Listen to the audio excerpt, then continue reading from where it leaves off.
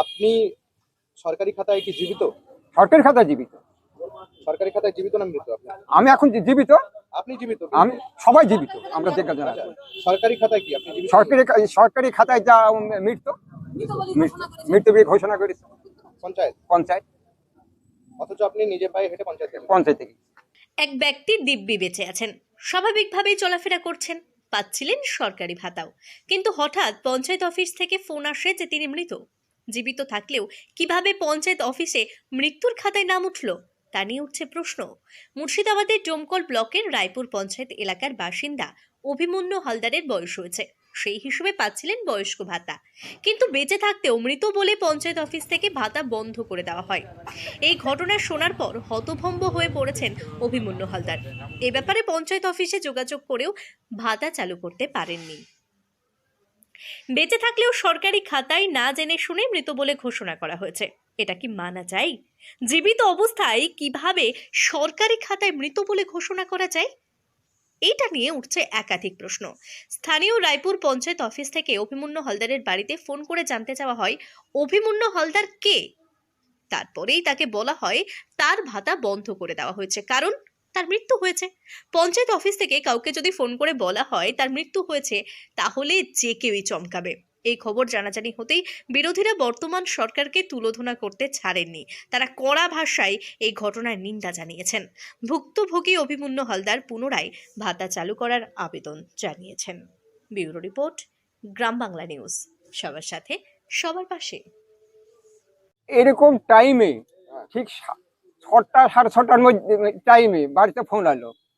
ফোনে বলছে অভিমন্যু হালদারের বাড়ি কোনটা, এখানে দেখিয়ে দেবে। তো অভিমন্যু হালদার, তো অভিমন্যু হালদারের কথা বলছি। আমি তো সেই অভিমন্যু হালদার যে আমি ভাতা পাই। আমি ভাতা 1 মাস থেকে পাইনি, সামনে 1 মাস থেকে ভাতা পাইনি, উঠেনি। তো আপনি তো মৃত্যু, তাই বলছে আপনি মৃত্যু বলি তো আপনার হয়ে গেছে, কাগজপত্র হয়ে গেছে, বাদ গিয়েছেন আপনি।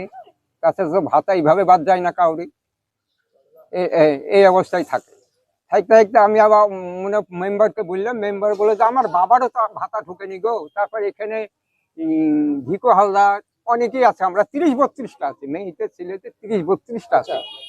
আপনি সরকারি খাতায় কি জীবিত? সরকারি খাতায় জীবিত। সরকারি খাতায় জীবিত না মৃত আপনি? আমি এখন জীবিত। আপনি জীবিত? আমি সবাই জীবিত, আমরা যে কাজ। সরকারি খাতায় কি আপনি জীবিত? সরকারি খাতায় যা মৃত্যু বলে ঘোষণা করেছে পঞ্চায়েত। অথচ আপনি নিজে পায়ে হেঁটে পঞ্চায়েত থেকে। বিষয়টা আমি যতটুকু জানি, পঞ্চায়েত থেকে প্রত্যেকটা বছর মানুষ জীবিত না মৃত দেখার জন্য প্রত্যেকের কাগজপত্র আপলোড করা হয়। সেক্ষেত্রে আমি প্রত্যেকের কাগজপত্র নিয়ে গিয়ে নিজে আমি পঞ্চায়েতে দিয়ে এসেছি। এবার সেখান থেকে হয়তো কোনো ব্যতিক্রম হয়তো ইনাদের গলা আপলোড হয়নি।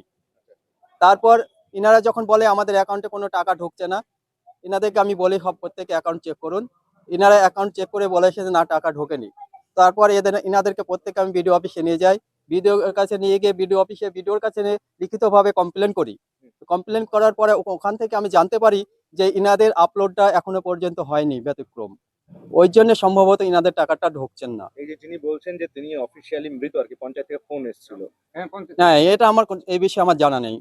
আচ্ছা, এই যারা ভাতা পাচ্ছে না তারা আপলোডের কারণে ভাতা পাচ্ছেন না। আপনি নিজেও তো গেছিলেন ভিডিও? আমি নিজেও গেছিলাম ভিডিও অফিসে। ভিডিও সাহেব বলেছেন যে ওনাদের আপলোড এখনো পর্যন্ত হয়নি, হয়তো ব্যতিক্রম কোনো কারণবশত। এই যে ব্যক্তি বলছে যে তিনি পঞ্চায়েত থেকে তাকে মৃত বলে জানানো হয়েছিল, ভোটার লিস্টে কি তার নাম এখনো রয়েছে না? এখনো ভোটার লিস্টের নাম রয়েছেন ওনার, কাটা পড়েনি? না। আপনার নাম? আমার নাম প্রহ্লাদ হালদার, রায়পুর অঞ্চলের চাঁদেপাড়া গ্রামের মেম্বার, তৃণমূল মেম্বার।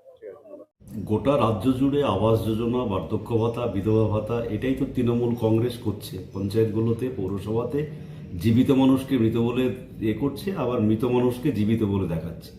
অনেক মৃত মানুষের নামেও ঘর ঢুকেছে, অনেক জীবিত মানুষকে তারা মৃত্যু করিয়ে আবার নতুনভাবে কম বয়সী মানুষদেরকে ঢুকিয়েছে। এটাই তৃণমূল করছে গোটা রাজ্য জুড়ে, দুর্নীতি করার জন্যে এই সবগুলো হচ্ছে যে করছে, যার পরিণতি রায়পুরে জীবিত মানুষকে মৃত হিসেবে দেখিয়ে অন্য কাউকে ঢুকিয়েছে, তাদের নিজস্ব লোককে।